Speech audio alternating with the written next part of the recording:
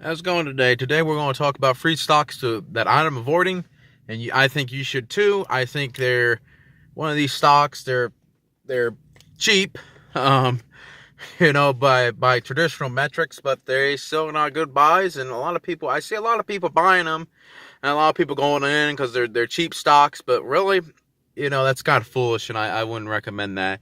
Number one is GE, General Electric. I would not go near that company. I mean, I don't really, because it's really not cheap. I mean, if you really think about it in this way, a lot of people, they look at the stock price and they think it's a cheap business. They go look at the stock price and think it was 12 or 11, whatever it was. And it's very foolish and just ignorant to look at the stock price and determine if the company is cheap. So essentially, really, you're not really buying a cheap stock. Essentially, you should look at the whole value of it. It's an $80 billion company. So essentially that stock is tied into, it's part of a $80 billion company. So the way you look at it is you're buying the business as a whole. So you're buying an $80 billion company. And that's the way you should look at it. So essentially, it's really not that cheap. So, and the way I look at it, you really have to think if you're going to risk, because what I consider a high risk. I mean, it has a lot of debt, it doesn't have a whole lot of cash, and it's not making any money. So if it's basically, in my opinion, it's definitely on life support.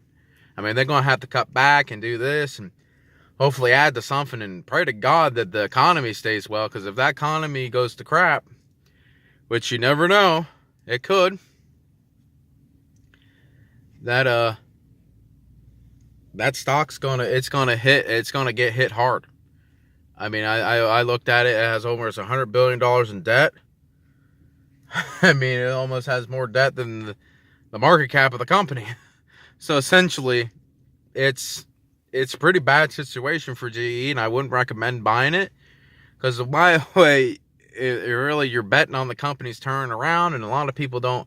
And GE is not one of these easy companies to understand. It's not like it's McDonald's, they sell hamburgers, I mean, GE, nobody can really, write down what GE does, so essentially you're buying something that you probably don't fully understand, and a company that has, and the other thing that's the kicker, is that it has no free cash flow. And that's the thing that you always have to look at in any growth company or any company that you think is going to do well, is the free cash flow. And all these companies I'm about to list don't have any free cash flow. So essentially, after all of its revenue and all the taxes are paid and everything's paid, it has no free cash flow to reinvest back into the business. So essentially, that's a pretty bad situation. That means it doesn't even have money to pay back its debts, increase dividends, buy back stocks. It has none of that. So this is one stock I would avoid. Put your money, because let's face it, if it doubles, that could be over, $160 billion company. And if it triples, that's going to be, that's almost a $300 billion company. That's a big difference between, let's say, a $2 billion company doubling. That's only a $4 billion company. That's a very still small company. GE would have to do a massive turnaround to really double the stock and go back to where it was and sustain that and do well. So I would not really put any money in it at all. And unless you fully understand what you're getting into, I can't really recommend it. And number two is Ford. I don't like Ford Motor Company for really lots of reasons. I don't think there's a lot of data, and this is not just Ford, this is a lot of companies, younger people are not buying cars. That's why Lyft and Uber are so much popular. So essentially, if you're not buying a new car, Ford doesn't make any money. It doesn't make any money if you buy a used car, unless you go to one of their dealers and all that. But if you buy some used car, that's why AutoZone and O'Reilly and all them companies have done well, because people are keeping their cars longer, which hurts Ford. So essentially, that's why I would stick away from Ford, because it has a lot of debt issues also. And I think Ford is one of these companies It can get hit very hard when the economy falls apart, and as you can see, and it almost could have has a lot of problems. When you have a lot, it's like the old saying that Warren Buffett uses: you don't know who's swimming naked until the tide goes down. And that really, it basically just explains that. Well, you don't really know what companies have bad debt until the economy crashes and everybody has to pay back their debts and they don't have the cash to do it. And that's what happens to Ford, GM.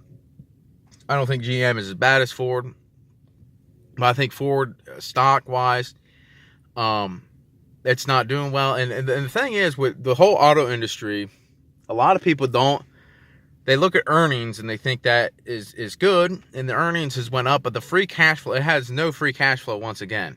So essentially, it just can't reinvest it because it's spending all of its capital when it makes, let's say it makes $1 billion, just kind of make a number so you can understand it. And it has to put $1 billion back into making new cars, upgrading their equipment. If they're dumping all their money back into just building the business, making the business stand, it can't grow as a business. It can't grow onto new things. It can't innovate. It has, or it pays dividend. It won't increase its dividend. It can't pay back its debts. So essentially, that stock just it doesn't do anything. And that's why it's went down a lot. And it's just one of these companies that I would definitely stay away from. It's a very cheap stock. But on a PE ratio, which I don't look at PEs. I think PEs they're pointless. But once again, it's a 50. I think last time I checked, that was a couple months ago, and I think it's went down since. So around 50, I think around $50 billion company. So once again, if it doubled, that'd be $100 billion company. So for a company with zero cash flow and everything like that, and a lot of people say, well, it's dividend that pays well, it's 6%. But, hell, if you're really looking there's a lot of other companies that are growing, doing well, and pay a lot better, what I call safer dividend. You have to look at, when you look at dividends, you have to look at the free cash flow and the debt. If the debt is too much, the business, what happens is they go cut the dividends to pay back their debts. And that's legitimately what happens when a business, and that's how you check if a business is safe on its dividend. If it has too much debt, the dividend is probably not safe. But anyway, moving on to number 3. And I was getting a lot of comments and reading a lot that this company is really, really good and it's going to do great under Trump. And that is U.S. Steel, ticker symbol X. So in my opinion, I don't mess with steel companies. I think, and there's a lot of other things that I really don't mess with. And U.S. Steel is one of them companies I just don't really, and it's not, and I'm not saying the world doesn't need steel and all this, and it could grow and it has some opportunities to grow. I'm not saying that. I'm not saying any of these companies that have room to grow, but are they able to do it? That's the kicker. And all of these companies, as once again with U.S. Steel, it's a very, cheap company, but on the PE ratio, I think the PE ratio is, around 2. So essentially on a PE ratio, an average PE ratio is 15, but that doesn't really, I don't look at PE ratios, and I don't think anybody really should. They don't give you a fair valuation of the company. It's kind of almost stupid the way people religiously follow PEs, and they think, oh, the company's cheap. Well, it might be cheap for a reason, you know what I mean? It's sometimes it's cheap for a reason. And on valuation, and these valuations, they go up, they go down, and it doesn't really, P's, once again, don't really matter. And everybody's going on about this company, and I just don't really just like the company. And the way I look at it, and the companies I like, because the way I look at it, why put your money at risk buying any of these free companies when you can easily just pick an index fund, the S&P 500, and just put your money there? Why mess with these things? Because they're not going to go up a lot. Because steel is one of these things you have to look at. Are people going to use more steel? You know what I mean?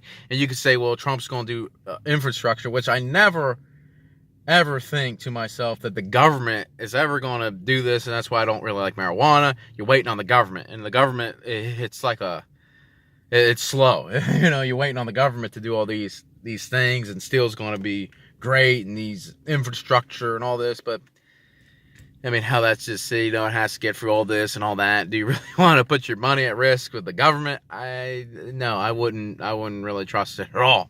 Hell, it could take 105 years just to, just to get through Congress and pass all these things. So a lot of people are going on about this. It's so cheap, it's almost stupid to pass up. But I'm thinking, and once again, U.S. Steel has no free cash flow, so it's not.